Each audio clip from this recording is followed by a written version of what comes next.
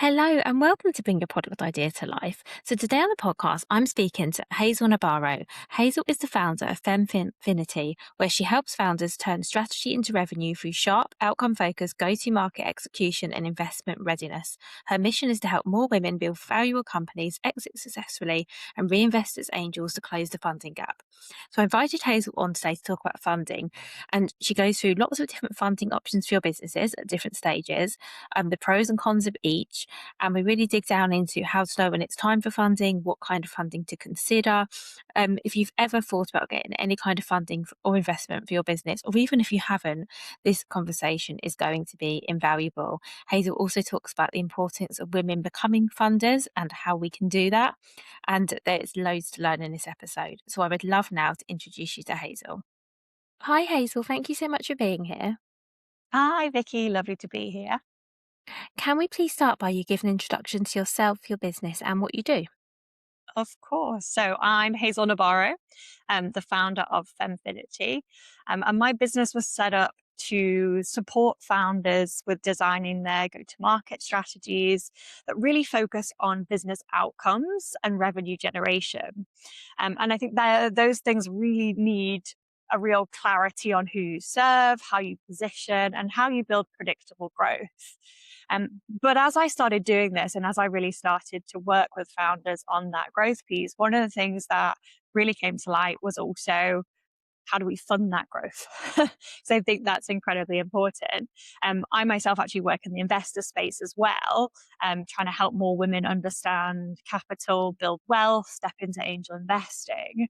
So I think for me, my mission is also really about how do we give more optionality around the different capital options and education on not only how do you grow with the go-to-market piece, but actually how do you fund that growth as well, which I think is really important to help more people build valuable companies, have successful exits, and then hopefully also join the ecosystem as investors. Thank you, Hazel. I mean, I don't know much about this subject at all. I think this is going to be so useful because I think it's a topic that a lot of us maybe haven't even considered, different ways of getting funding. So I'm really Mhm. excited to go through this with you. So I know that when people hear about funding, they often think about Dragon's Den or venture Yeah. capital. But in reality, what does getting funding for your business actually mean?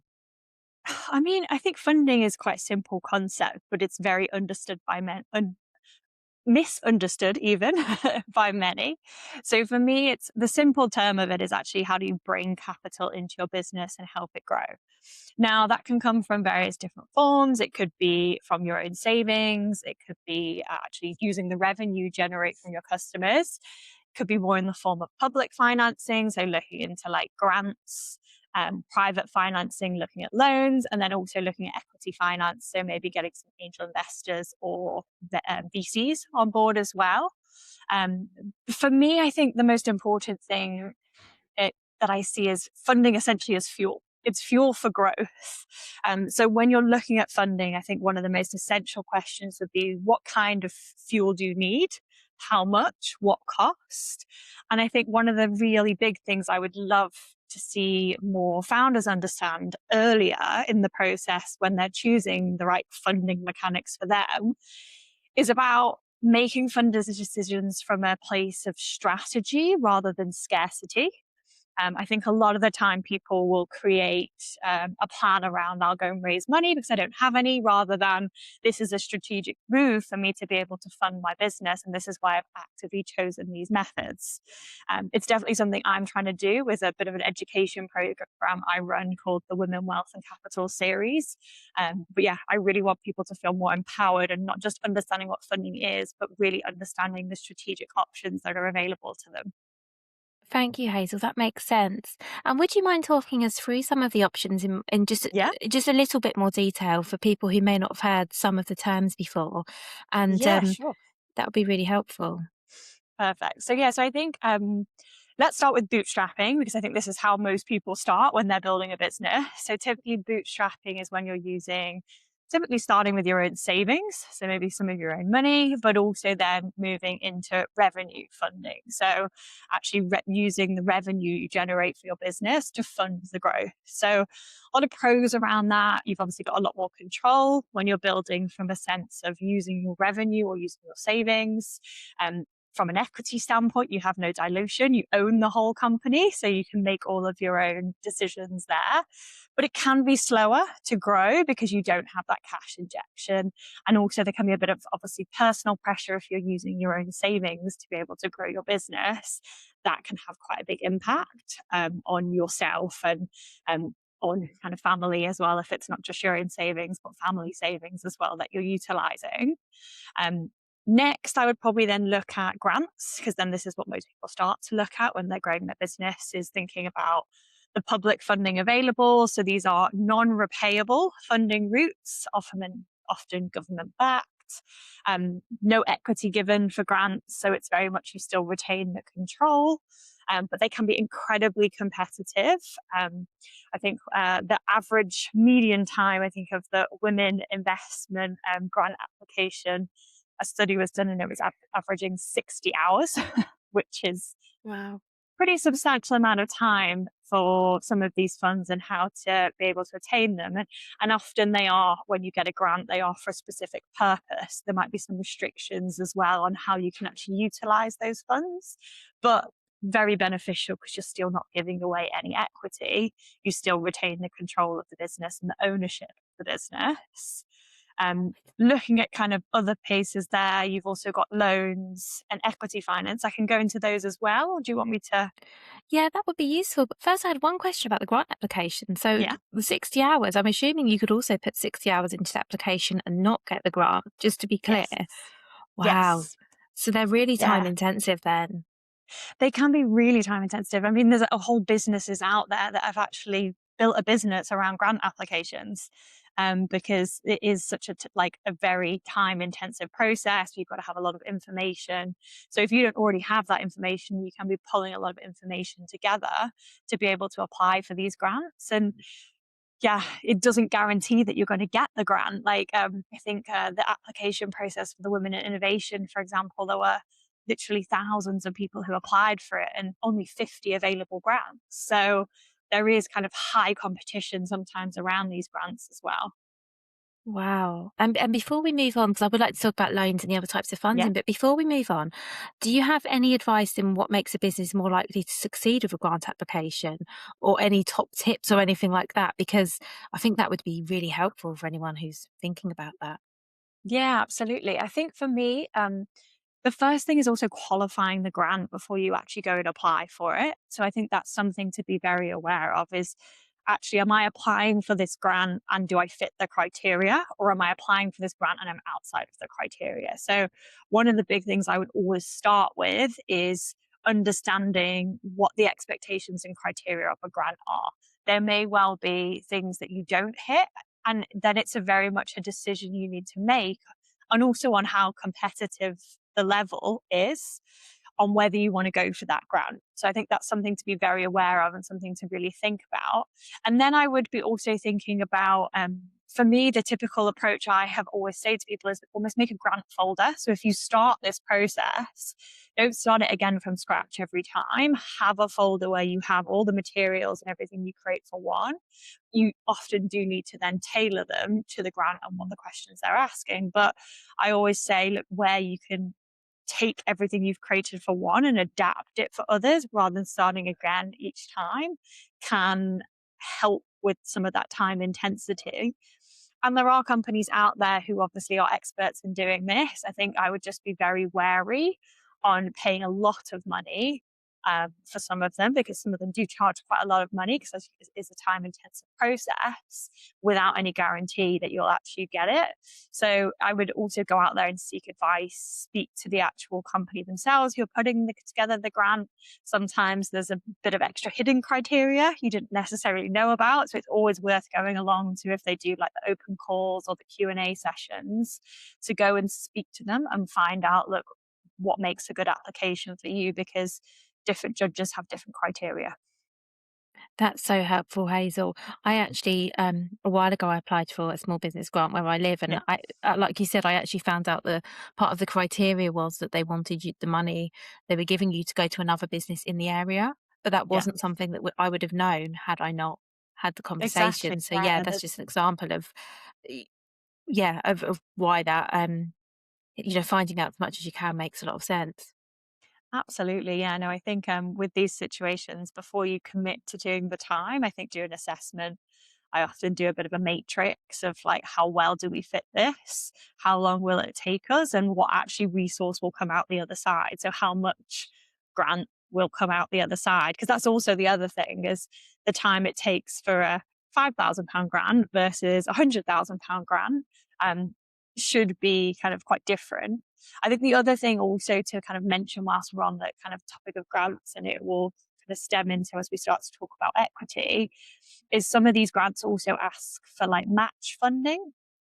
So you can achieve a grant or win a grant, but you then have to go match fund that through equity, raising equity with different people. So, for example, if you get a £200,000 grant, they might say you also need to go and raise £200,000 and they will match fund it. And the reason being is it gives them the satisfaction that you could go on to raise money and build the business by showing them that you can go and raise equity. That makes a lot of sense. But, well, that's a lot to think about, isn't it? We'll talk about Hmm. equity in a moment. That's a lot of things to be managing. Yeah. Shall we move on? I think you mentioned loans was the next one we could talk about, and then we'll. Yeah, so I think loans are something that I think there's a lot of negative sentiment, to be honest. I think around loans, and I think there's a there's a bit of work going on at the moment around how loans need to be adapted to be more suitable to female founders in particular, and founders in general. To be honest, I think the pros of them are obviously you keep the ownership. You do or should have a very clear repayment structure, so you know what you're paying back and when. But the cons are it depends on how the loan is secured. So a huge challenge with businesses is often the loan is secured against the individual as opposed to the business when you're in the startup space. So whereas in latter stages, it's secured against the business assets. When you don't have any assets and as a startup, quite often what will happen is then the loan is secured against you personally. And that can be a real challenge and also a real risk for a founder to take to actually secure a loan against themselves, against their house, against obviously any assets that they do have. Because if the business doesn't work out, then ultimately they're personally liable to pay back those costs. And that also, the other piece there is cash flow pressure. Because as well, if you are not generating revenue, you need to be able to pay back the repayments on time.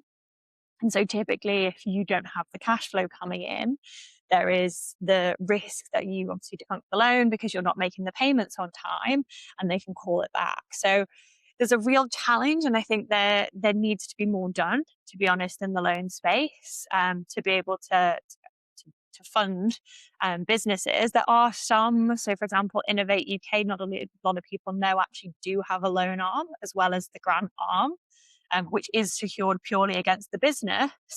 But there's not much press about it. Not a lot of people know about it. And in order to kind of get one of those grants, you do need to have a lot, like I think it's a 7 year financial forecast, like cash flow forecast, so that they know you can pay it back. So a lot of things there to consider when you're looking at loans. But I do think they are really beneficial, absolutely beneficial to be taking on board. And they can help with like bridging between if you've done an investment round or a raise and you want to get yourself to the next milestone, a loan can be a really powerful way of doing that without giving away any equity. That makes a lot of sense, thank you. And it sounds like securing a loan is a lot easier when you've got an established business and you've got trading history than it is when you first start up as well. It absolutely is. Like how obviously there's when you have trading history, when you have revenue coming in, when you have a cash flow that isn't just a forecast, it's a lot easier for a loan company or a bank obviously to then assess you and say, actually, yes, you can afford to pay this back. When you're first starting out and you have none of that history, it's very difficult to go to a company and say, give me money without, as you say, having that personal security behind it. Um, Otherwise, they're just like, probably not. This is an idea with no revenue generation just yet. So it can be, as I say, it's a very useful form of financing, but it can be difficult to use. I think another one in this space, which kind of sits not quite on the same sense as loans, but I think in the same space, is invoice financing. So this is one where if you are, again, it comes down to actually having revenue and having customers that you're invoicing. But a lot of the time, again, from a cash flow perspective, one of the biggest challenges is if you've got long payment terms with people. So maybe your payment terms are 60 or 90 days, but you have to pay other people who are maybe supplying the work, obviously supplying you with materials. You might want to try invoice financing. And that is where a company will essentially pay you potentially like 90, 95% of the invoice, depending on your terms, upfront. So you would get that cash up front. And then obviously, once you get the invoice in, the invoice cash goes directly to them. So there is a cost there, obviously, but it does allow you, if you're having kind of cash flow issues, or you need to be on top of your cash flow if you've got to buy, purchase like supplies or services, to be able to have that flexibility in knowing you've got the cash coming in as soon as you issue the invoice rather than 90 days later. That's really interesting. I'd never heard of that, but I know that's a common issue for lots of product businesses because often Yeah. if they're selling their products into stores, they might have very long payment terms, if you said, but suppliers often need paying immediately. So Yeah. that's really interesting. I had no idea that was even an option. Yeah, no, I think it's a very interesting one for me. I think I hadn't heard too much about it, and I was actually at an event where the I think it was the speaker of the event, she ran a business that was broths. And so obviously when she was creating them as a consumer business, when she was creating the product, she has to out like pay out for her supplies before she even often kind of gets the order.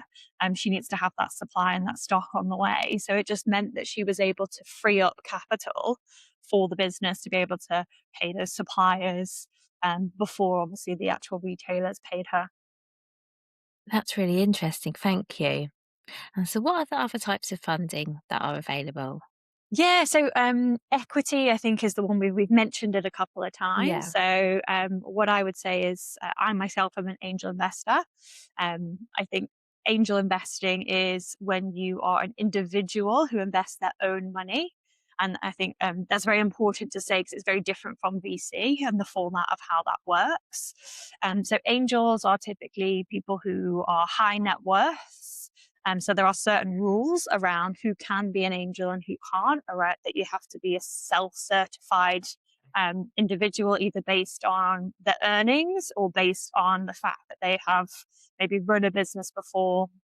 There's certain criteria that you have to hit. So again, angels can be a great source when you're first starting out because you get the capital and yes, you're giving away equity, but quite often at that point, you're also gaining a lot of experience. A lot of angels who invest normally don't just give you the cash, they come with value adds such as experience, having run a business before, or having been an operator in a business or a network. Typically, people will invest in the area that they have experience in. So that can be really helpful. There's a lot more flexibility around angel investment as well because you can do things like ASAs and safes where you raise before you do a price round with angels. They're typically a lot more flexible in that sense. Whereas VCs tend to be very much more on the priced round basis. Um, but you are giving away equity. And I think that's something that I do also want to flag. A lot of people will go out and be like, I'll raise an angel round without really understanding how much equity they're giving away at a very early stage. Because at that stage, you're typically at like idea stage, maybe it's pre-seed stage. You've maybe got an idea, you've maybe got a product, you don't have a huge amount of customers, so your business isn't worth that much at that stage. So you've got to be very aware of your equity dilution and how much you are giving away. Because sometimes it's very easy with the ASAs to not realize you've just kept going. And then finally, when the price round comes in and you realize how many you've done and the equity just disappears, it comes off of the founder's capital allocation. So their equity allocation. So yeah, you can be diluted quite a bit without realizing it. And they are investors, so you do have to manage that relationship with them, give them updates. Um, it's very difficult once someone's on your cap table to get them off your cap table. And we'll definitely talk about that in venture in a second. And so it's also just something to consider that if you do take someone's money and they become an owner of your business, it's not as easy as saying, I'm just going to ignore you. They have a lot of rights as owners of the business as well. Okay, thank you. That's really worth knowing. We'll definitely go into that in more detail. But also, Hazel, what is a price round for anyone who doesn't know the terminology? So a price round is typically when you are raising a round, you say my business is valued at £3 million, at £10 million based on off of XYZ. So when you do that, you'll say, okay, I'm going to raise 200,000 at a 3 million valuation. What that means is you have a pre-money, and this is quite complex, so I won't go into this too much, but you have a pre-money valuation, which is obviously pre the money coming in, and you'll have a post-money valuation. Based on that, we'll allocate how many shares there are in the business and how much each one of those shares cost. So the price round is essentially you're allocating a price, and that is the set price. What kind of a SAFE or an ASA, so an advanced subscription agreement is basically you're saying normally at a discount. So you might say, okay, I'm going to raise, I think the price will be X, but we're not sure yet. So at the moment, whatever happens, you give me your money and give me this amount. I will give you a 20% discount on the priced round. This can get quite complex. So do stop me if none of it makes sense. Um, I'll give you maybe a 20% discount to come in early. You give your cash straight away. Whereas with the priced round, what will happen is everyone agrees on the terms, everyone agrees on the price, everyone signs the term sheet and transfers the money at once. An ASA or a SAFE, people will sign that agreement and send the money across immediately. So it could be 3 months, 6 months, 12 months before a price round happens, but you already have their money. So it can be very beneficial in that instance. One thing I will caveat, though, that is important for founders to know, and I think sometimes they don't realize this enough, is if you are raising through EIS or SEIS, so they are the tax relief systems that angels typically invest through. If they've invested with an ASA or a SAFE, there is a 6-month period before which their shares have to be issued. So you can't, for example, do an ASA and then do a price round in 12 months. You would have to issue those shares within 6 months. So typically on your then ASA or your agreement, there would be a valuation that you set as a fallback valuation in essence. So if no price round happens within 6 months, this is the fallback valuation of the business and you'll be issued shares on that basis. That makes sense. Thank you. I won't ask too many more questions. I really don't want to confuse All people right. by going too deep. But something that occurred to me, and if I've understood this correctly, but does this Mhm. mean that you might not necessarily know how many shares someone is going to have until the price round, which means you don't necessarily know how much equity you're giving. Is that correct? Exactly. Exactly that. So this is where the challenge comes if people do a lot of these agreements in between rounds and then do the round that they could be facing more dilution than they're aware of because they've just kept raising a little bit without realizing how much that is chipping away at their ownership. Right. So you could actually end up having them like minority. You could end up owning the minority potentially in your own A business. lot of Okay. yeah, a lot of people do, and I think that is one of the reasons I say like I want women to be more aware of like how do I raise from a strategic standpoint rather than a scarcity standpoint, because sometimes when you panic you're running out of money, this is the type of thing you do, you'll then just get a few more angel checks in without realizing how much it then will impact you further down the line. Okay, right, there's a lot to think about. So that's angel Lots of investors. things. How And does then venture capital compare? yeah, so venture capital is essentially institutional investment. So these are funds that are investing for high growth. Now, the reality is that the venture capital pathway, I think it's like 0.00006% of businesses are actually right for the venture capital pathway. And yet, a lot of people talk about it as where they want to go. The challenge being is these businesses, the way they work is they're not gambling with their own money. They're gambling with institutional investors' money. So they're limited partners. They could be banks, insurance firms, private individuals, family offices. There's lots of different sources of funds that the venture capital funds will go to basically raise their rounds. They themselves are also fundraising, which I think a lot of people don't realize. They are also on the fundraising journey. Now, the thing with venture capital firms is also they always go for a portfolio approach. So typically if they have £100 million fund, what they are always looking for is the investments they make to return that fund. Now, that doesn't mean you need to be £100 million business, because actually, typically, they don't own 100% of you. They would only own 10% of you. So it means their 10% share has to be worth £100 million. That is ultimately what they're betting on with these big funds. So there's a lot that I think people sometimes misunderstand around the venture capital pathway is ultimately they are looking for supersonic growth. So to be able to hit those unicorn mega numbers, they have really high expectations.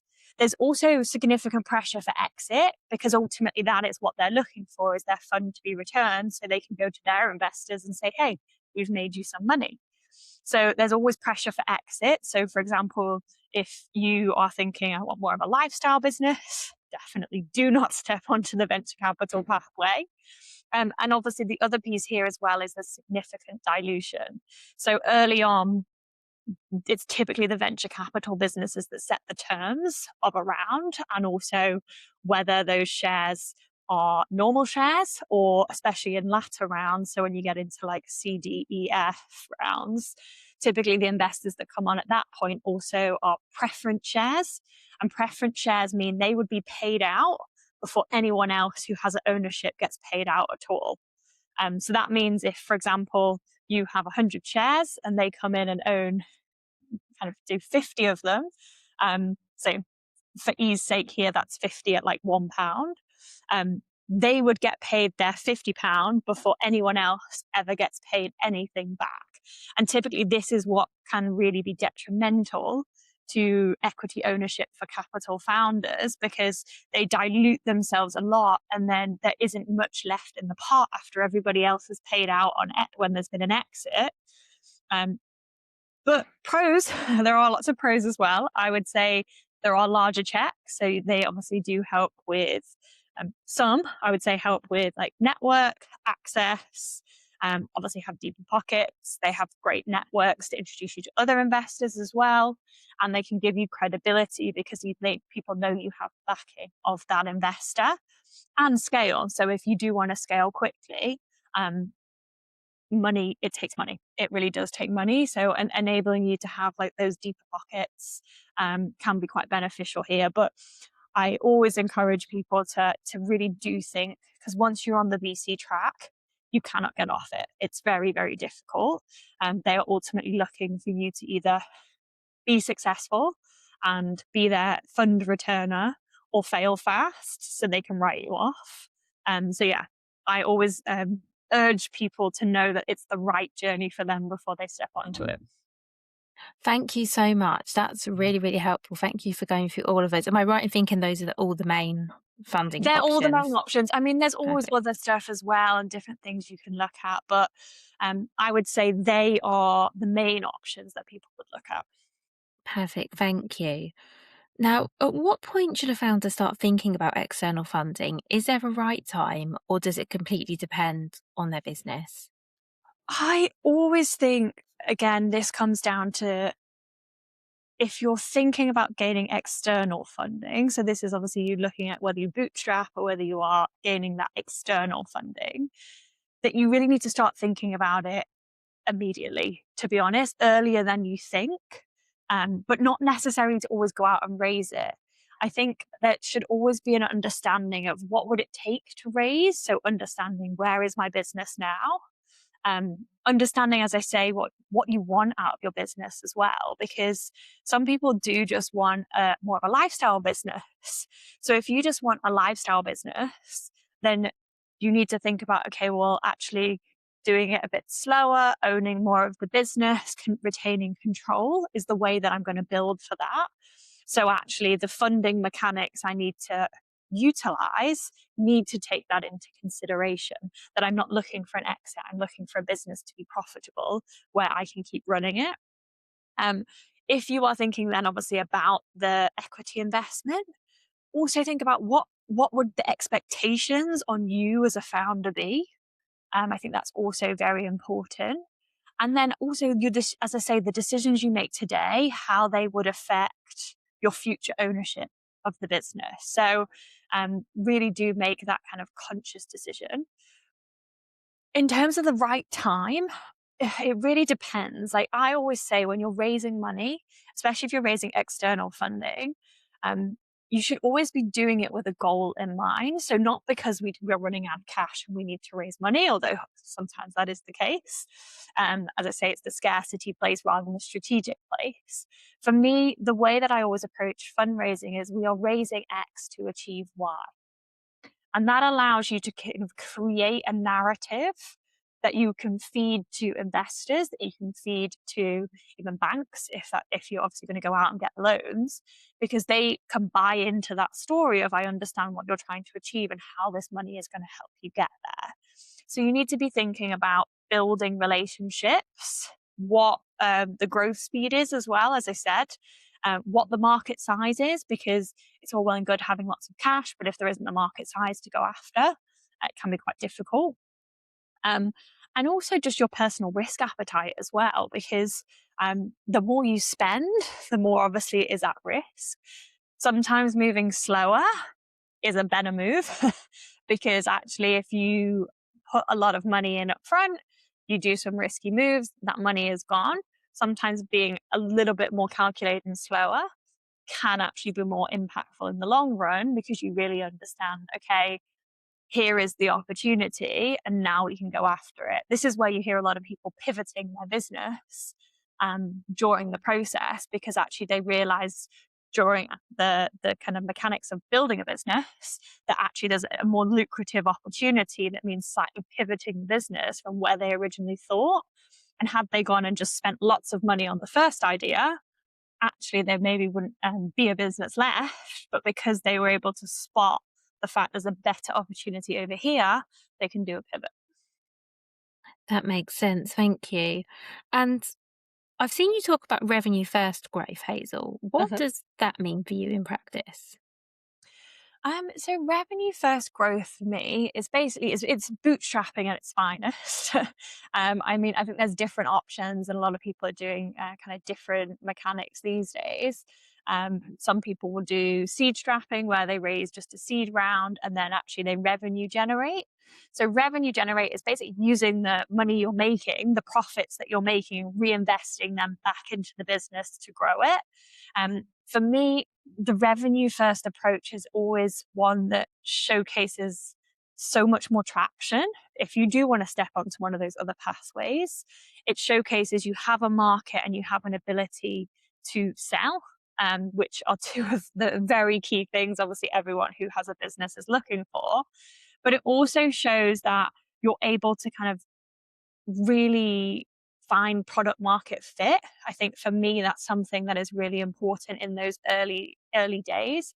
If you're able to kind of really establish, not only do we have a product, but actually we can sell this to market, we're building traction and we know how we're going to expand.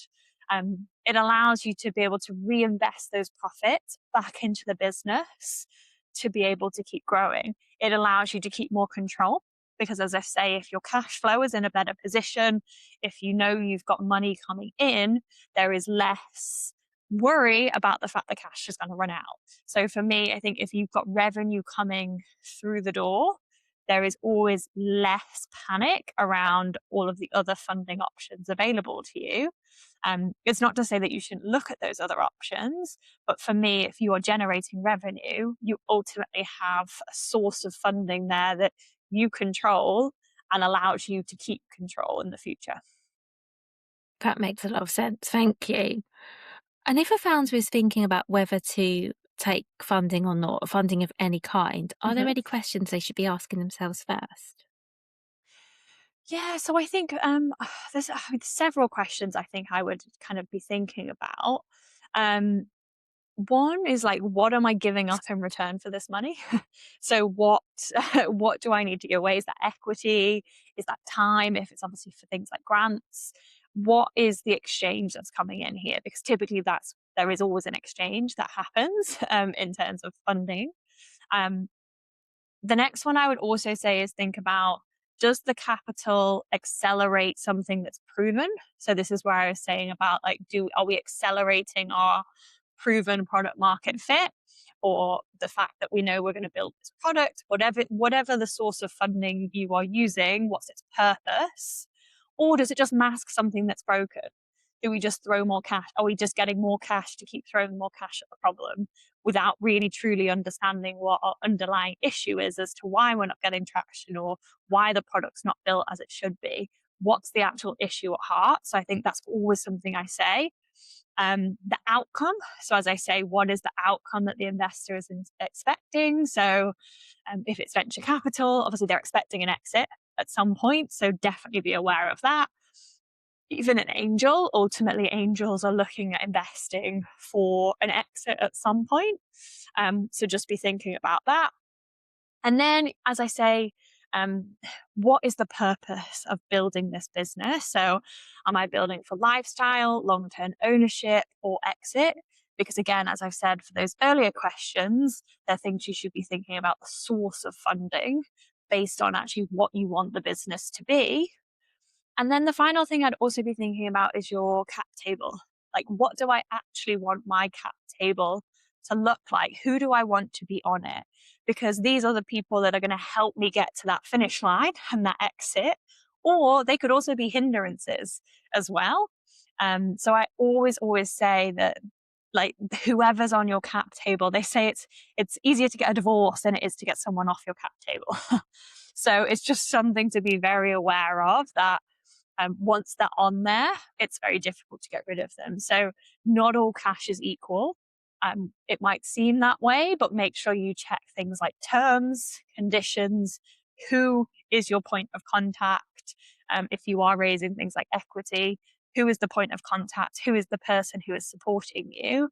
And who is the person that ultimately makes the decision on how your business is run? Because ultimately, if you have a board member that sits there, they can either be really helpful and help you grow the business, or they can be really difficult and prevent it. I've had a situation before where a startup I was working in, we raised money and the board member just never turned up to the board meetings. And we needed them because they had an ownership stake that meant they had to vote on things. So we would spend a lot of time chasing them, trying to get answers to make them vote on decisions. But they wouldn't turn up. So just something to really consider is what the cap table looks like and who has that ownership. That's really helpful, thank you. And this is probably a really basic question, but I'm going to ask anyway because others Sure. might be thinking it. So, if you are raising equity, whether that's from angels or venture capitalists, can you say no if someone offers you the Absolutely. funding? You can say no, so you do You have a can choice. You don't always have say to. no. Yeah, Yes, you do not have to take cash. I think this is the thing. And I've seen founders turn down money before because one of the things I always tell people to do as well is go and get like references. So if you are angels, it's a little bit, depending obviously on the cash and the ownership from an angel, you're less likely to do it as much. But definitely from venture, go and ask other people who are in their portfolio, like, are they selling to me or is what they're saying actually true? Because it is very, very easy to be in a situation where, um, as I say, you just don't know. yeah, and that feels very scary to me that you could end up with taking somebody's money, and then, as you said earlier, they're very hard to get rid of. Yeah, yes. As I say, you can always say no, and I think for me, the piece as well is to just do that due diligence. They're going to do due diligence on you, on your business. Don't be afraid to do it back, to really understand who they are and what they are in essence, and whether they're going to kind of follow up with everything they've told you. Thank you, Hazel. Something else I've seen you talking about is increasing the number of female funders. So, Mhm. why does that matter so much, and what difference do you think that makes in real terms?